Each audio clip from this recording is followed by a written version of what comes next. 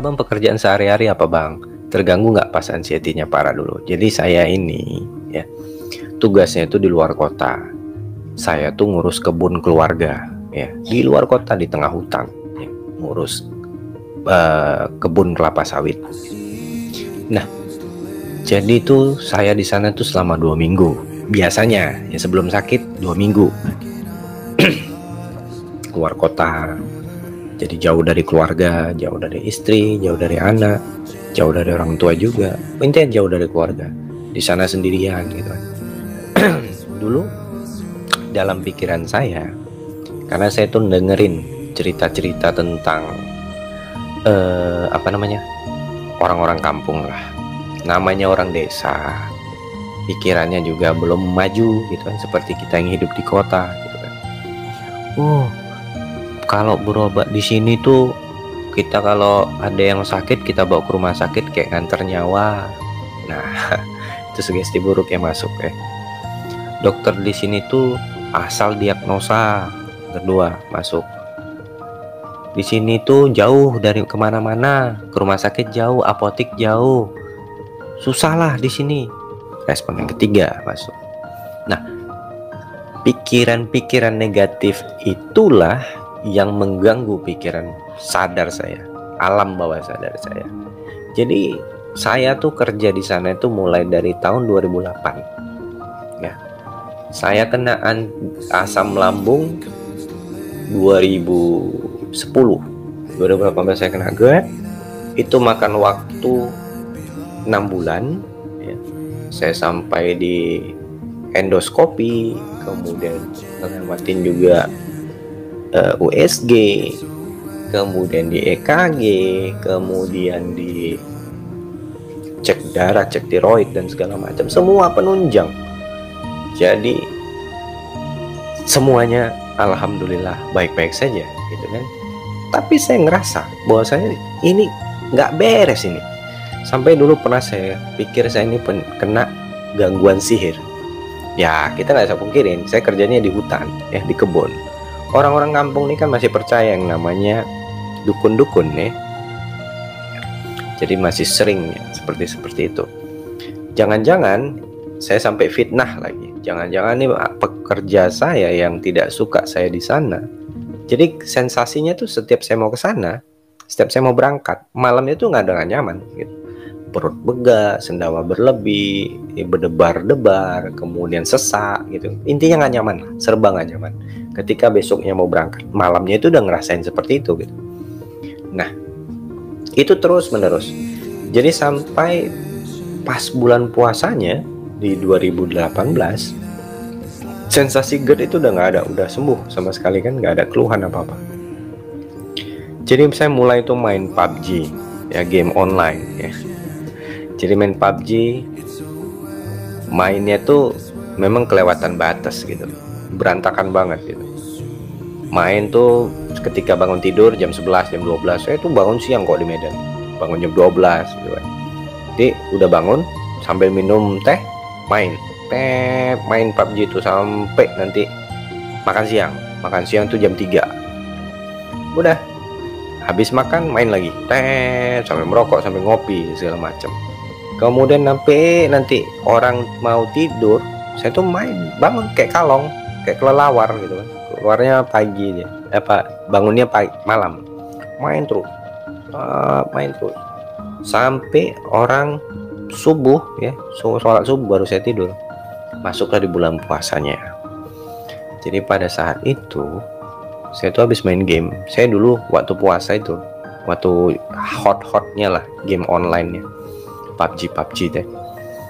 Jadi setiap saya main tuh sambil nunggu sahur.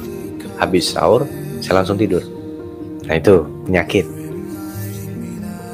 Jadi kan pas tengah-tengah puasa, malam ke 10 atau malam pertama, intinya pertengahan puasa lah, malam ke 10 apa ke 15-an gitu lah, hampir ke 15-an. Habis sahur saya langsung naik mau tidur gitu. Jadi bilang istri, nggak sholat pak? Enggak lah, ngantuk kali nih, nggak ada tidur, ini udah berat kali mata. Jadi tidur nggak ada kerahan semenit, kerahan detik malahan. tiba-tiba saya ngerasain tuh napas tuh nggak enak gitu. Kok napas berat, ini muka nih, wajah nih kayak kesemutan, kepala tuh kayak ditarik gitu. Terus ini dari kepala, ujung kepala sampai ke dada mulai dingin gitu, dingin kayak ditaruh es batu di dada. Cemas dong ya. Pasti cemas, siapa yang nggak cemas, berdebar, dada dingin gitu kan. Kemudian saya cek tuh tensi, saya tensi tinggi 135, udah di ambang batas. Aduh, tinggi nih tensiku gitu. Kemarin-kemarinnya udah mulai nih, udah pernah juga ngerasain seperti itu, tapi dalam waktu kira-kira 10 menit udah hilang gitu.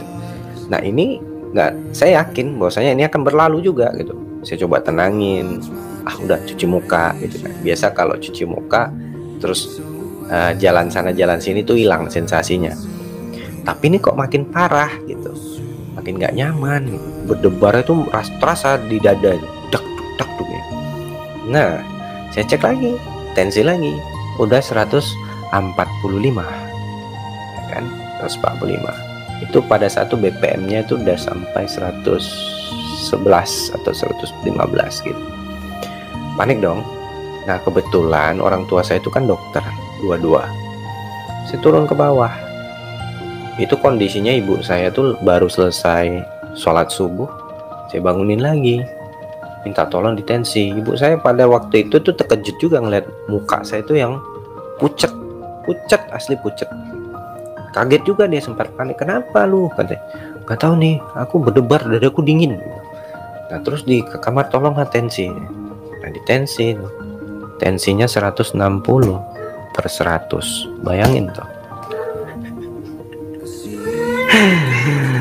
Ya 160/100 itu nggak akan saya lupakan angkanya. Di situ ibu saya itu udah sempat panik yang luar biasa, panik banget. Itu udah bukan dada lagi yang ngerasa dingin, sampai ke kaki sudah. Di situ saya bilang, ya kayak gini jantung ya, gue bilang. Iya katanya, ya makin dibikin panik.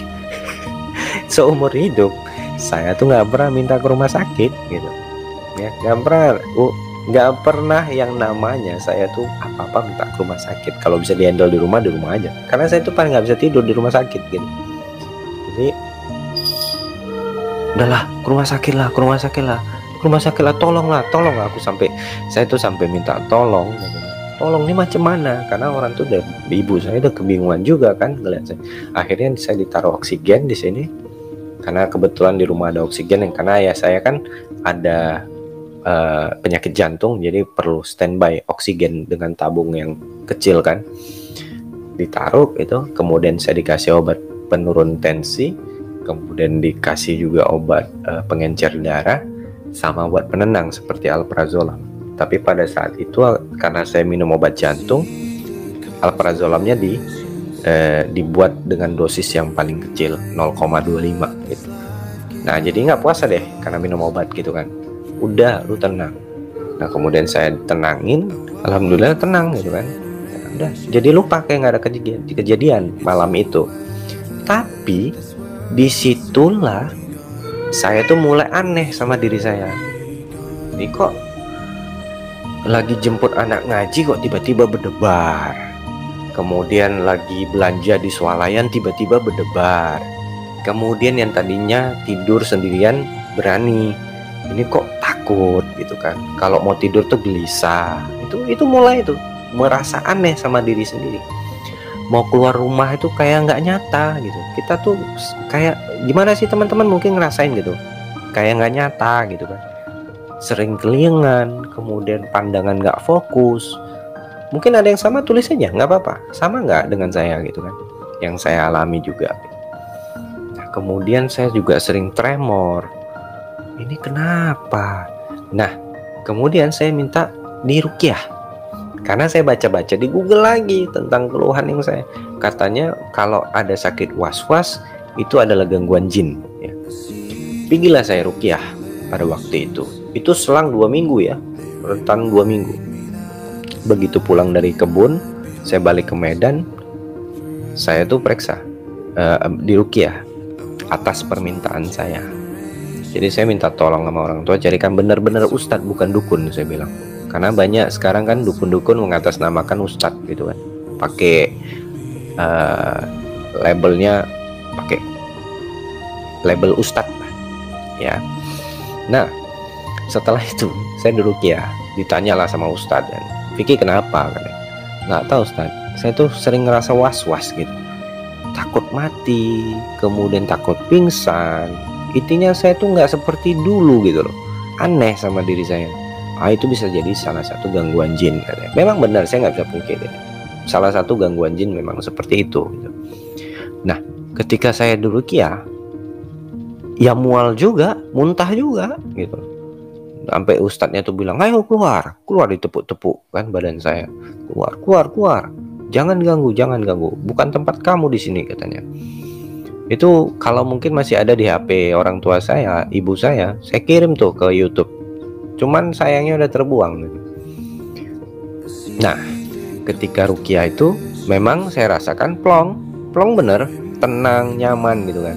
Saya bisa melakukan aktivitas, tapi tetap keluar naik mengendarai kendaraan tuh masih takut. Itu saya akuin ya, keluar sendirian tuh masih takut banget gitu. Jadi saya tuh mesti ada kawan kalau keluar bawa kendaraan ya. Nah setelah itu nggak beres lagi gitu, setiap pulang ke sana tetap juga gitu kan, ini apa sih, saya tuh belum ngerti, anxiety disorder lah apalah gitu kan. Nah begitu saya pulang ke kebun lagi, tiba-tiba di tengah jalan, karena kan dari rumah itu ke kebun itu jarak tempuhnya itu 6 sampai 7 jam. Jadi saya tuh nyampe di kota 50. Kok di orang Medan mungkin tahulah kota 50 ya. Jadi begitu sampai di kota 50-nya, kumat paniknya. Nah setelah itu iseng lagi, tensi lagi, makin panik. Jadi terakhir di jalan tuh saya mikirin, wah ini kalau ke kebun nggak jelas ini. Akhirnya saya putar mobil saya balik lagi ke Medan. Yang harusnya 3 jam dari kota 50 tuh ke Medan, saya tempuh hanya dengan waktu satu setengah jam. Kalau nggak salah itu hampir 2 jam lah. Bayangin teman-teman, saya tuh ngebutnya gimana tuh. Padahal kalau kita berpikir secara logika ya, dengan mengendarai kendaraan yang begitu kencang akan berdampak bahaya sendiri bagi diri kita. Kecelakaan lebih parah jadinya. Tapi karena pikiran pendek, mikirnya ke panik, udah deh ngebut gitu. Begitu nyampe tol, saya cari tol yang mana paling dekat dengan rumah sakit ayah saya gitu kan. Begitu sampai di parkiran, dan hebatnya begitu parkir mau menuju ke pendaftaran, kayak orang biasa bos, kayak orang biasa, jalan kayak nggak ada kejadian gitu. Nah pada saat itu kan kondisi saya tuh sering ngeluh, kayak tadi aja nih malam gitu kan, saya habis upload video, kemudian nih kayak sensasi kayak kesemutan wajah. Nah yang saya ingat dulu ketika ada sensasi itu, cemas pasti kambuh kan? Dan alhamdulillah tadi saya cukup aja kompres pakai air hangat kan. Nah, besok lah paling baru beli B kompleks gitu kan, karena memang dibilang adik tadi kekurangan B kompleks gitu. Ya udah biasa aja, nggak ada yang ibaratnya yang terlalu diwas-wasin gitu. Nah kalau dulu ada muncul sensasi itu cemas gitu. Nah saya minta ke dokter saraf waktu itu. Jadi begitu nyampe di poli sarafnya itu, dokter sampai nungguin saya. Harusnya jam dinas dia udah selesai gitu kan, sampai nungguin saya gitu, karena saya panik banget. Saya minta tolong sama ayah, bilang sama dokternya ya tungguin. Saya bilang ditungguin. Tapi kebetulan pas jam makan siang dokternya keluar sebentar makan, saya tunggu tuh di tensi sama susternya masih tinggi juga gitu. Loh masih luar biasa juga tingginya. Ya, iya nih tinggi nih gitu. Tapi detak nadinya kuat juga kata dia. Ini mas cemas ini katanya. Udah tenangin dulu, tenang, tarik nafasnya, tenangin dulu, nanti baru kita tensi lagi kata dia. Udah, saya diajak ngobrol, cerita-cerita sama ayah saya sama temannya gitu kan, di ruangan itu sama ibu dokter gitu. Jadi begitu dokternya datang, saya langsung cerita, dok tolong dok, saya bilang ini tadi saya di jalan mau ke kampung, mau ke kebun, sampai tengah jalan Ini saya kayak kebas, kesemutan, saya takut stroke dok. Berapa tensinya sus, kata dokter ini. Tinggi dok, memang. Coba, ini udah tenang, mungkin dia udah tenang nih, coba tes lagi. Itu udah 135 lah, ambang batas ya. Nah, turunnya kata dia. Jadi kalau saya ngelihat usia Mas ini ya, masih jauh lah kalau dari kata stroke ya, masih jauh. Ini pasti ada penyebab kenapa Mas bisa mengalami keluhan-keluhan seperti ini. Apa sebelumnya pernah merasakan panik yang kita nggak tahu penyebabnya? Oh pernah dok, itu sekitar sebulan yang lalu dok, saya bilang. Nah itu bisa jadi penyebabnya. Kalau saya pribadi, Mas ini ansietas ya, atau anxiety, kecemasan. Jadi ada nggak beberapa kali momen-momen yang membuat Mas itu merasa traumatik banget ya, sampai Mas itu memang paniknya luar biasa karena ada kejadian sesuatu. Jadi kebetulan saya tuh seminggu atau 2 minggu sebelum kena panic attack, saya pernah ngerasa panik yang luar biasa. Bukan panic attack ya, panik yang luar biasa karena ada kejadian. Mobil saya terbakar, gitu loh. Jadi mobil terbakar, saya mau ngelihat asapnya, pintunya ketutup dan terkunci, saya nggak bisa buka pintunya untuk buka kapnya, gitu. Gimana kita nggak panik, gitu? Mobil dalam kondisi terkunci, kita mau balik ke mobil itu untuk buka kap mobil nggak bisa, gitu. Di situ saya langsung panik yang luar biasa, minta tolong ke orang-orang, gitu kan. Sampai saya tuh mau mecah, itu betul-betul yang membuat saya tuh panik. Kemudian saya pernah juga sebulan atau 2 bulan yang lalunya pernah ditipu orang sebelum ini gitu, mau dirampok, mau dibegal lah ibaratnya. Jadi yang memang luar biasa gitu, saya sendiri tengah malam gitu kan, dikeroyok gitu, ibaratnya mau dirampas lah sepeda motor saya gitu, dibegal gitu. Nah, alhamdulillahnya dari kedua kejadian itu ada yang menolong, dan memang buat ngerasa trauma yang luar biasa bagi psikologis saya gitu. Nah jadi ketika itu, jadi dokter itu menjelaskan apa itu ansietas, kecemasan, anxiety disorder itu apa, itu dijelaskan, dikasih edukasi sama dia, dan dikasih pengertian juga sama dia bahwasanya kamu nih sebenarnya nggak perlu ke penyakit jantung, ke spesialis penyakit dalam. Kamu nggak perlu, karena kondisi kamu sehat. Kalau saya lihat, kata dia, dan keluhan-keluhan yang kamu rasakan dari kesemutan, kemudian kepala seperti terikat, itu dari pikiran Mas, kata dia, bukan dari gejala stroke, katanya. Tapi nggak apa-apa, kata dokternya. Untuk lebih memastikan, kita cek ya darahnya, kita cek lab ya. Tapi kalau nggak ada, saya rekomendasikan Mas ke psikiater, katanya. Ah enggak lah dok, saya nggak gila, saya bilang. Itu langsung saya tentang, apapun cerita saya tentang. Kemudian ceklah lab tuh, dicek lab, dicek darahnya, darah lengkap, fungsi hati, fungsi ginjal dan segala macam, poinnya semua. Sekalian juga tiroidnya. Alhamdulillah semuanya baik banget, normal. Nah begitu tahu dokternya tuh normal, saya cuman dikasih vitamin saraf seperti vitamin B kompleks, kemudian asam folat, kemudian folik acid tuh kan, kemudian gabapentin ya. Itu 3. Saya cari tuh di Google gitu. Yang dicari apa manfaat obat ini, apa manfaat ini, efek sampingnya apa. Nggak saya minum ya, dengan obat yang masih penuh nggak saya minum tuh. Jadi pulang dengan obat dan vitamin nggak saya minum, gitu kan. Nah akhirnya saya bertahan gitu dengan kondisi itu terus menerus. Jadi kalau setiap saya di kebun itu biasanya 2 minggu kan. Nah pada saat saya sakit itu cuma bisa 2 malam saja. Jadi 3 hari 2 malam saya udah minta pulang. Dan di sana tuh hanya di kamar doang, nggak bisa ke lapangan gitu, nggak bisa survei lapangan, nggak bisa lihat hasil kerja. Saya cuma titip mandor, fotokan, kirim ke saya. Karena saya tuh di situ selalu aja ngelihat handphone, ngotak-ngatik handphone, video callan sama adik gitu kan, untuk intinya kalau tiap di sana itu waduh, sensasi tuh yang kadang hari pertama di kepala, besoknya di dada, besoknya lagi di punggung, intinya pindah-pindah tiap hari. Unik lah. Nah, jadi kalau teman-teman yang ada ngerasain sama kayak saya, nggak usah khawatir kalau tiap hari ada aja pindah-pindah yang rasa nggak nyaman. Itu hanya dari sini intinya ya. Kemudian seiring berjalannya waktu, akhirnya sampai saya tuh benar-benar nggak bisa lagi ke sana. Sampai saya tinggalkan, kebun tuh berantakan. Kemudian saya tuh di rumah juga udah nggak berani keluar rumah. Itu makin merosot. Kenapa? Karena saya tuh nggak pernah melihat, kepo mencari grup ansietas. Karena saya nggak tahu ansietas itu apa.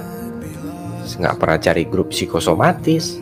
Saya nggak pernah join di grup yang segala macem. Saya tuh fight sendirian. Dan kebetulan alhamdulillahnya saya punya teman yang punya gangguan cemas juga gitu di dekat rumah gitu kan. Jadi saya teringat, oh si Anu tuh, si Pulan itu, yang teman saya ini pernah ngalamin juga apa yang dia sering gini juga gitu kan. Kemudian saya konsultasi tuh, ngobrol sama dia panjang lebar. Lu harus ke psikiater Ki, katanya. Waduh, aku nggak gila kok. Psikiater tuh bukan tempat orang gila.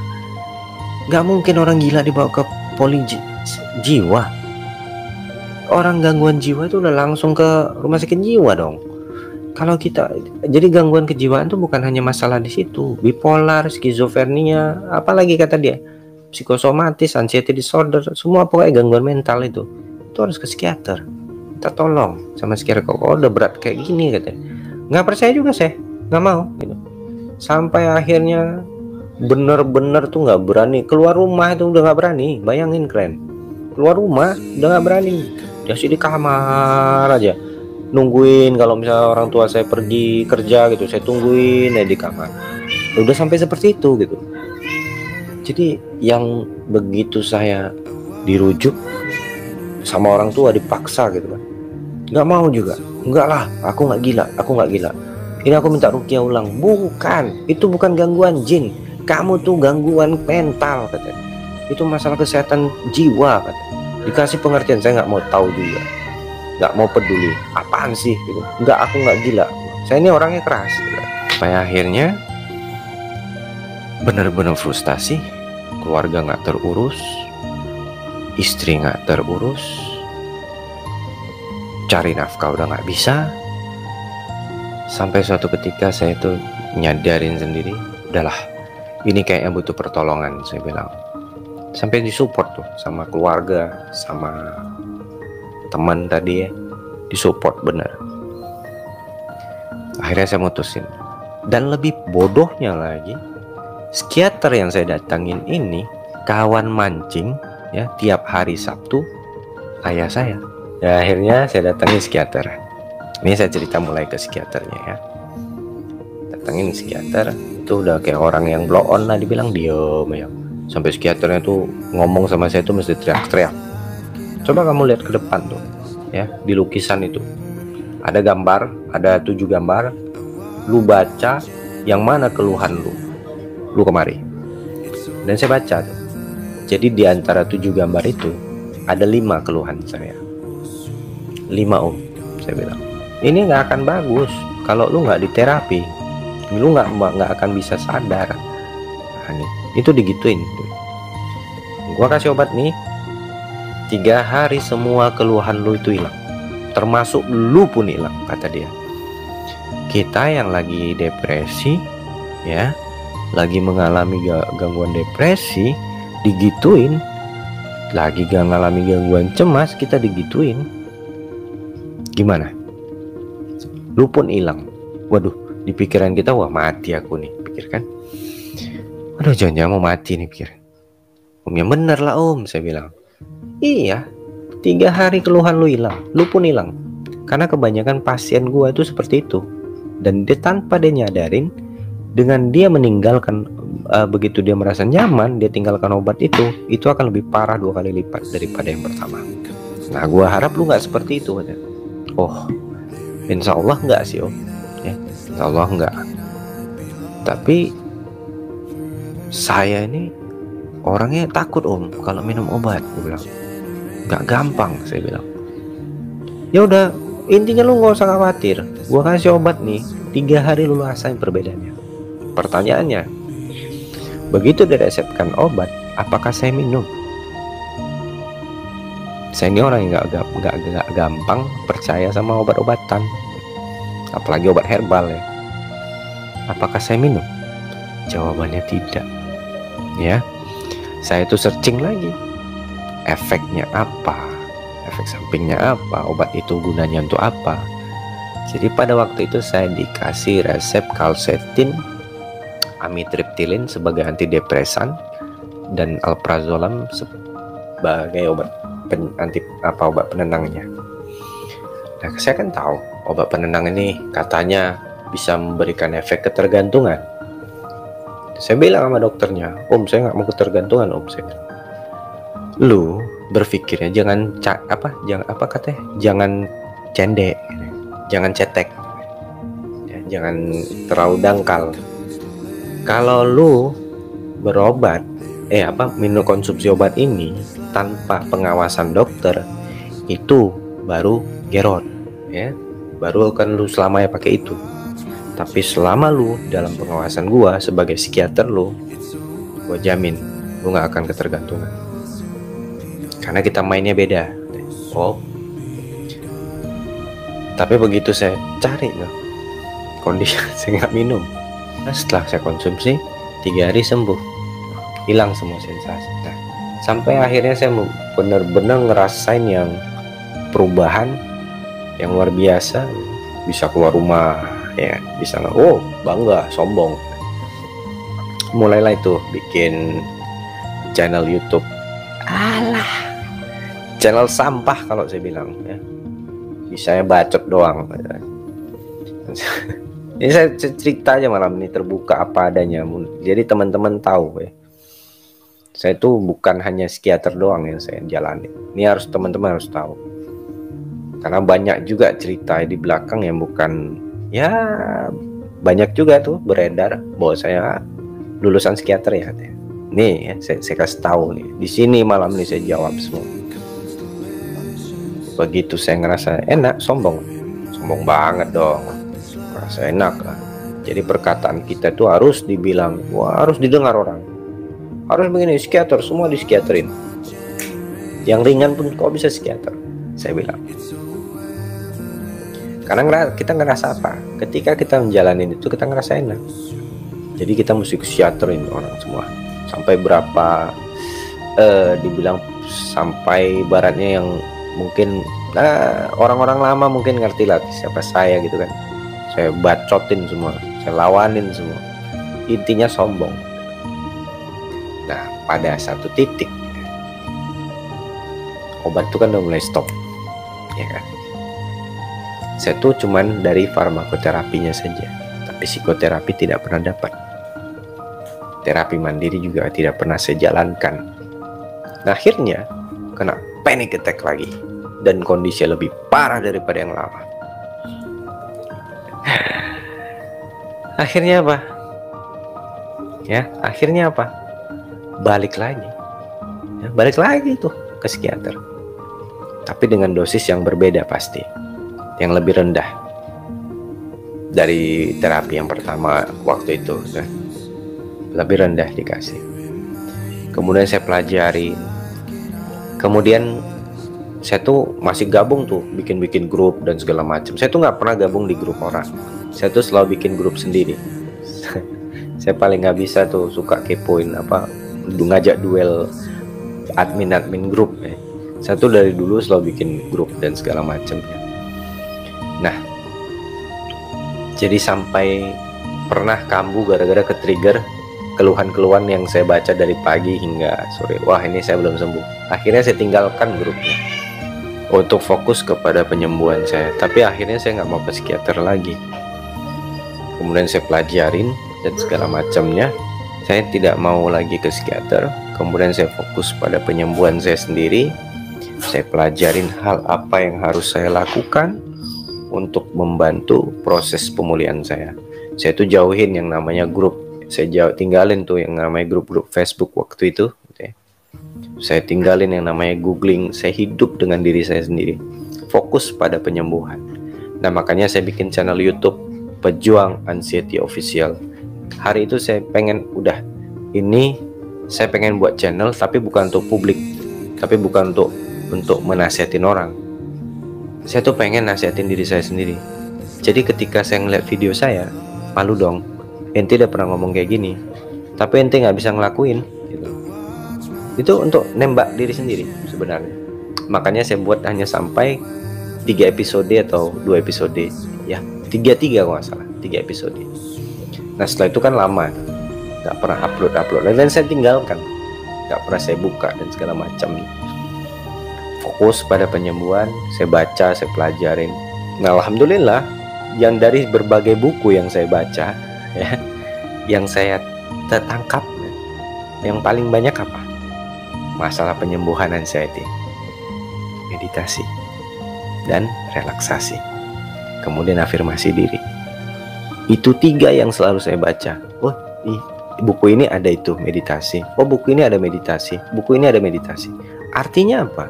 Dengan meditasi kita mampu menyembuhkan penyakit anxiety disorder. Dan saya sadar bahwasannya yang bisa menyembuhkan kecemasan ini bukan obat, melainkan diri kita sendiri. Nah, dari situ saya mulai membiasa merubah pola sifat. Yang tadinya saya malas tuh olahraga, saya mulai rutin olahraga. Walau awal-awal terpaksa. Saya mulai bangun pagi.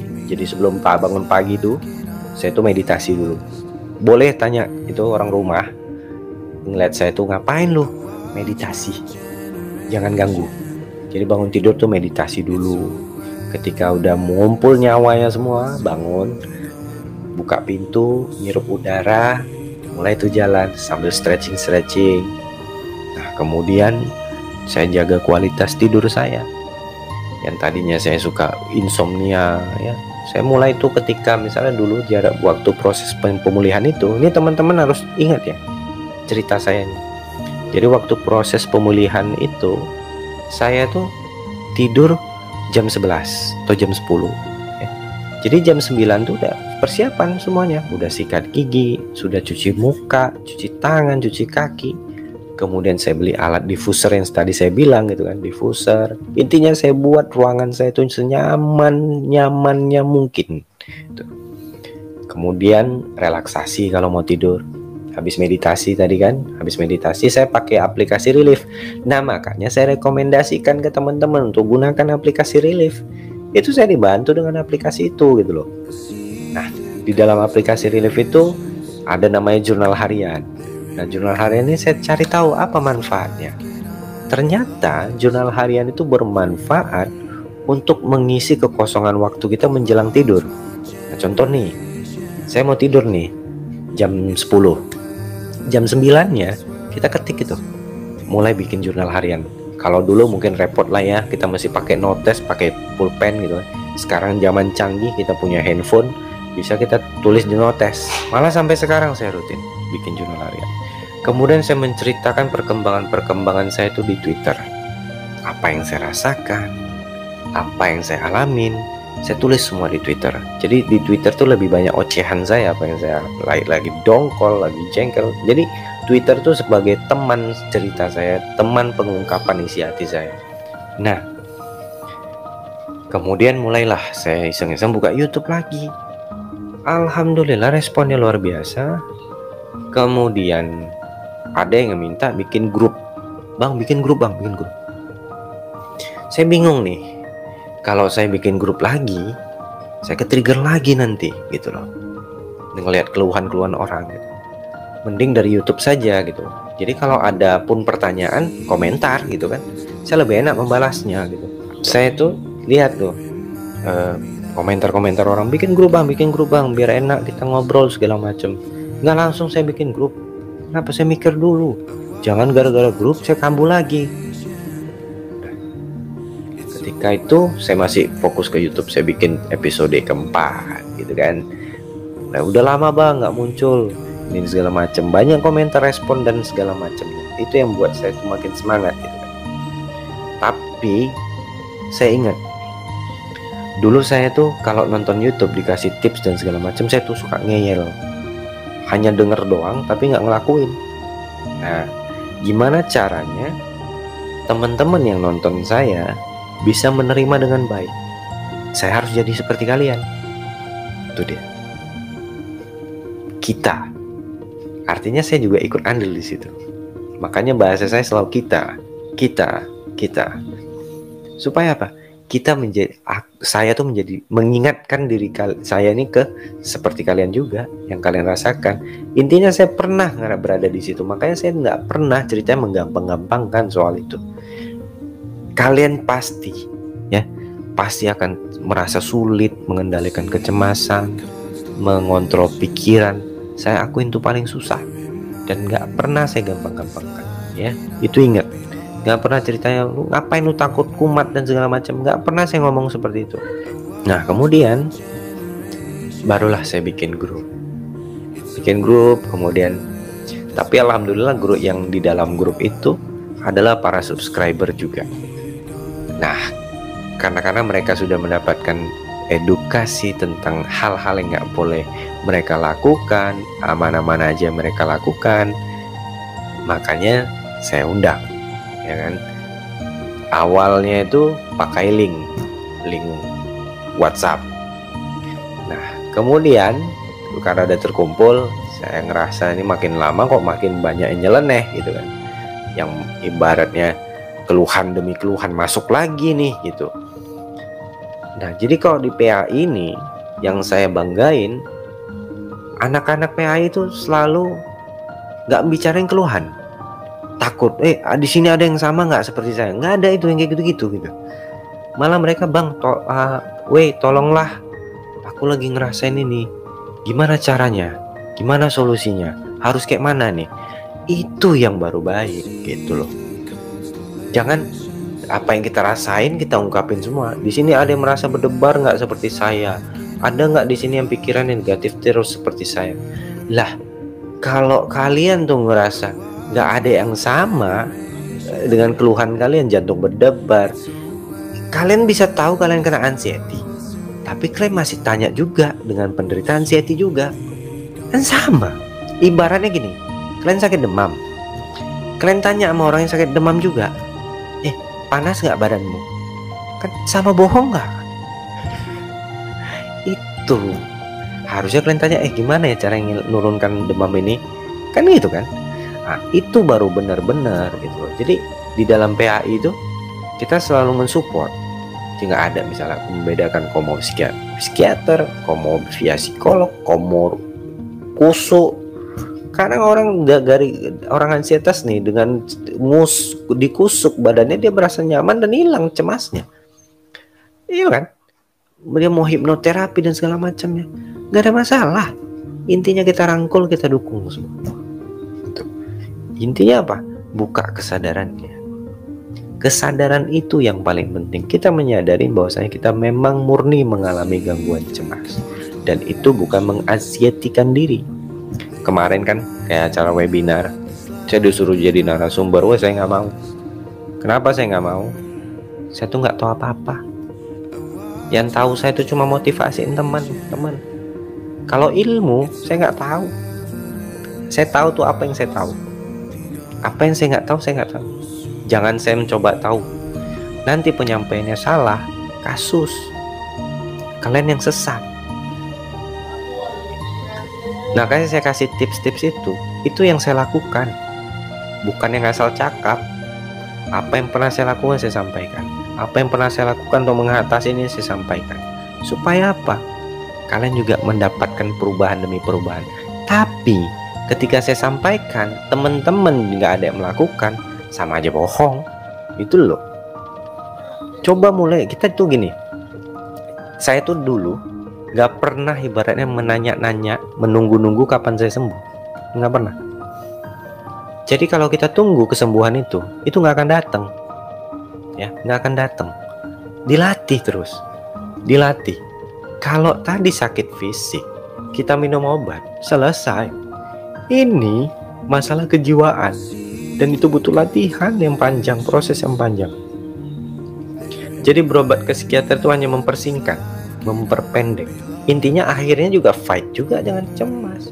Contoh saya tadi itu loh. Kenapa? Yang dibilang ketergantungan itu, ketergantungan obat. Ketika panik dia minum obat, ketika panik dia minum obat, ketika cemas dia minum obat. Itu namanya ketergantungan. Nah, sebenarnya itu bisa diberhentikan ketika dia mulai bisa membiasakan diri untuk terapi mandirinya. Lakukan meditasi, relaksasi. Dengan meditasi kan kita melatih pernafasan juga, melatih fokus. Nah, ketika paniknya datang, kita latih itu fokusnya, fokus ke pernafasannya. Jadi sehingga pikiran kita ke pernafasan gitu. Nah, jadi kita jangan mengandalkan obat. Ketika panik datang, kita udah duduk meditasi tenang, gak akan terjadi apa-apa. Nah, di dalam pikiran kita selalu ngerasa tuh sensasi yang saat ini itu lebih parah daripada sensasi sebelumnya.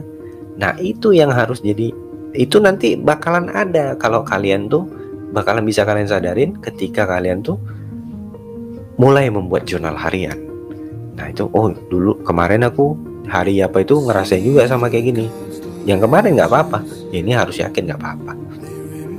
Itu dia guna jurnal harian. Kalau kalian ini ya, coba ketika mau tidur, kalau memang kalian suka nonton video saya, coba kalian tonton itu yang ini episode berapa? Yang itu yang untuk kesadaran diri bagi penderita ansietas. Nah, itu coba didengar gitu loh. Nah, pakai handsfree, matiin lampunya sambil dengerin benar-benar kata-kata yang saya ucapkan. Nah, itu insya Allah bisa memberikan efek tenang juga. Jadi sehingga alam bawah sadar kita jadinya menerima itu ya, pelan-pelan merespon itu afirmasinya. Mudah-mudahan jawaban saya bisa memberikan kepuasan buat kalian ya, bisa menjadi jalan kesembuhan buat kalian, dan kalian akan terbangkit lagi rasa semangatnya. Mudah-mudahan kalian bisa lebih baik lagi daripada hari-hari sebelumnya. Ingat, selalu terapkan meditasinya, relaksasinya, olahraganya, kemudian pola makannya dijaga, kualitas tidurnya juga dijaga. Dengan tidur yang berkualitas, kita akan segera baik dan pulih. Oke, saya undur diri. Terima kasih sekali lagi yang udah nonton. Semoga sehat selalu. Assalamualaikum warahmatullahi wabarakatuh. Salam sehat. Vicky out.